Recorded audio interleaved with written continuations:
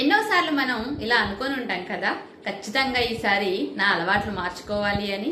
కానీ కొన్ని రోజుల తర్వాత మళ్ళీ యథామామూలుగా వచ్చేస్తూ ఉంటాము. ఏంటి చేయలేకపోతున్నారా? అస్సలు అలవాట్లు మార్చుకోలేకపోతున్నారా? మీ మనసు అంత బలహీనంగా ఉందని ఫీల్ అవుతున్నారా?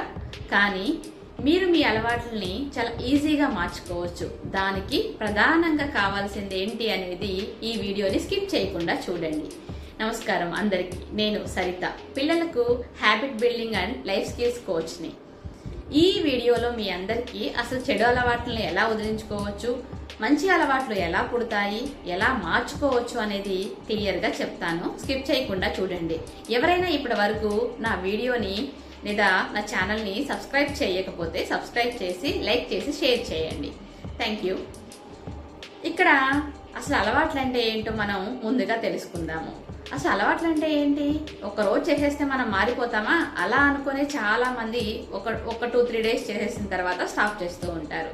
కానీ అలవాట్లు అనేవి ఒక లూప్ లాంటివి, అంటే చక్రం వలె తిరుగుతూ ఉంటాయి అన్నమాట. దీన్ని అటమిక్ లూప్ అంటారు. దీని గురించి మొట్టమొదటిసారిగా లూయిస్ దుహిగ్ అనేవారు సైన్స్లో ఒక బుక్లో చెప్పారు. ఈ అటమిక్ లూప్ లో ముఖ్యంగా 4 దశలు ఉంటాయి. నెంబర్ 1 వచ్చేసి స్టెప్ 1 క్యూ. అంటే మన చుట్టూ మనకి ఏదైనా జరిగినప్పుడు మనకు ఒకటి అనిపిస్తూ ఉంటుంది, ఇది చెయ్యాలి, ఇది చెయ్యాలి అని చెప్పేసి. దాన్నే మనం క్యూ అంటాము. నెంబర్ 2 వచ్చేసి కోరిక. అంటే ఇది చెయ్యాలి అని అనిపించినప్పుడు మన మైండ్కి సిగ్నల్ వెళ్తుంది. దానివల్ల మనకి ఒక భావన ఏర్పడుతుంది, ఇది చేస్తే బాగుంటుందేమో. ఫర్ ఎగ్జాంపుల్, బోర్ కొడుతుంది అనుకోండి, ఏం చేస్తాము? ఫోన్ చూస్తాము. బాగా హ్యాపీగా ఉన్నాం అనుకోండి, ఏం చేస్తాం? డాన్స్ చేస్తాము. అలాగే ఇక్కడ మీరందరూ ఒక ముఖ్యమైన విషయం తెలుసుకోవాలి. పని కంటే కూడా కావాల్సింది ముందు భావన. అంటే చాలా మంది దేవుడికి నైవేద్యం పెడతారు. నిజంగానే దేవుడు వచ్చి అక్కడ నైవేద్యం తింటున్నాడా? లేదు కదా. అక్కడ మీరు భావనతో దేవుడికి నిజంగానే తినిపిస్తున్నారని ఫీల్ అవుతారు కదా. అలాగే మీ అలవాట్లు కూడా అంతే. నెంబర్ 3 చర్య. అంటే ఇప్పుడు అసలు అలవాటు, మీ కోరిక ఏదైతే ఉందో ఇప్పుడు మీ శరీరం దాన్ని చెయ్యాలి అని అనిపిస్తుంది.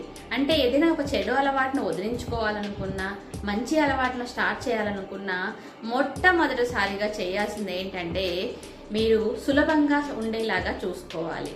ఫర్ ఎగ్జాంపుల్, జంక్ ఫుడ్ మానేయాలి అని అనుకుంటున్నారు. ఒకేసారి మానేయగలుగుతారా? లేదు.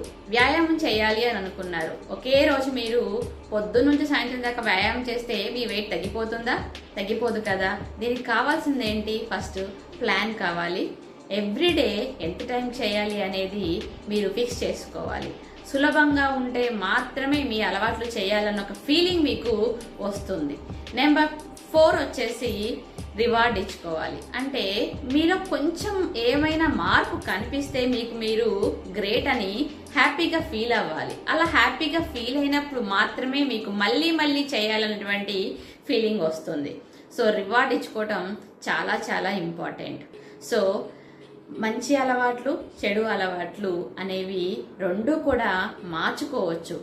అది మన భావన మీద మాత్రమే ఆధారపడి ఉంటుంది. అలవాట్లు మంచి చెడు అని కాదు, ఖచ్చితంగా అవి పనిచేస్తాయి. అందుకే ప్రతిరోజు ఒక 5 మినిట్స్ అయినా కొత్త హ్యాబిట్ని అలవాటు చేసుకున్నప్పుడు వాటిని చెయ్యండి. దీన్నే మనం హ్యాబిట్ లూప్ అంటాము. ఈ హ్యాబిట్స్ని ట్రిగ్గర్ చేయడానికి ప్రధానంగా 5 కారణాలు ఉన్నాయి. అవేంటంటే, నెంబర్ 1 పీపుల్. మన చుట్టూ ఉన్న పీపుల్ ఎటువంటి హ్యాబిట్స్తో ఉంటారో అవే హ్యాబిట్స్ మనకు కూడా వస్తాయి. అంటే ఫర్ ఎగ్జాంపుల్, మీ గురించి చెప్పాలి అంటే మీ ఫ్రెండ్స్ చూస్తే ఖచ్చితంగా చెప్పేస్తామని చాలా మంది అంటూ ఉంటారు కదా. అందుకే డియర్ పేరెంట్స్, మీ ప్రవర్తన చూస్తే మీ పిల్లల ప్రవర్తన అనేది ఏర్పడుతుంది. మీ పిల్లల ప్రవర్తన వాళ్ళ ఫ్రెండ్స్ని బట్టి ఇంకా చేంజ్ అవుతూ ఉంటుంది. కాబట్టి రైట్ సర్కిల్లో ఉండటానికి ప్రయత్నించండి. నెంబర్ 2 ఎమోషన్స్, భావాలు. మనందరికీ ఎన్నో భావాలు ఉంటాయి. అంటే కోపం, చిరాకు, ఆనందం, ఎగ్జైట్మెంట్, ఇలా ఎన్నో భావాలు ఉంటాయి. ఈ ఫీలింగ్స్ అన్నిటిని మనం తెలుసుకోవాలి, వాటిని గుర్తించాలా. అదే మన విజయానికి మొదటి మెట్టు. నెంబర్ 3 సమయం. అంటే ఒకే సమయానికి పనులను చేస్తూ ఉండాలి. దీని ద్వారా ఆటోమేటిక్గా అవి జరిగిపోతూ ఉంటాయి. ఫర్ ఎగ్జాంపుల్ మార్నింగ్ లెగ్గానే చాలా మంది వాకింగ్ చేస్తూ ఉంటారు. అంటే దానికి ఒక పర్ఫెక్ట్ టైం, ఒక ఫిక్స్డ్ టైం సెట్ చేసుకోవాలి. దీని ద్వారా మీ అలవాట్లు అనేవి చాలా ఈజీ అవుతూ ఉంటాయి. ఈవెంట్స్ అంటే ఒక పని తర్వాత ఇంకో పని చేయటాన్ని హ్యాబిట్ స్టాకింగ్ అంటారు. ఫర్ ఎగ్జాంపుల్ ఏదైనా మీరు కొత్త హ్యాబిట్ని అలవాటు చేసుకోవాలనుకున్నప్పుడు మార్నింగే లెగుస్తున్నారు, కానీ చాలా మంది వాటర్ తాగరు కదా. సో మీరు దాన్ని ఖచ్చితంగా గుర్తు పెట్టుకొని దీని తర్వాత ఇది చెయ్యాలి అని చెప్పేసి గుర్తు పెట్టుకొని చేసినప్పుడు దాన్ని హ్యాబిట్ స్టాకింగ్ అంటారు. నెంబర్ 5 ఎన్వైరన్మెంట్, పరిసరాలు.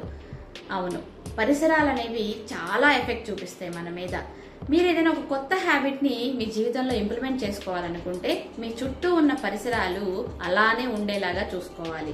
ఏదైనా ఒక చెడు అలవాటును వదిలించుకోవాలనుకున్నప్పుడు ఆ పరిసరాల నుంచి బయటకు వచ్చేసేయాలి.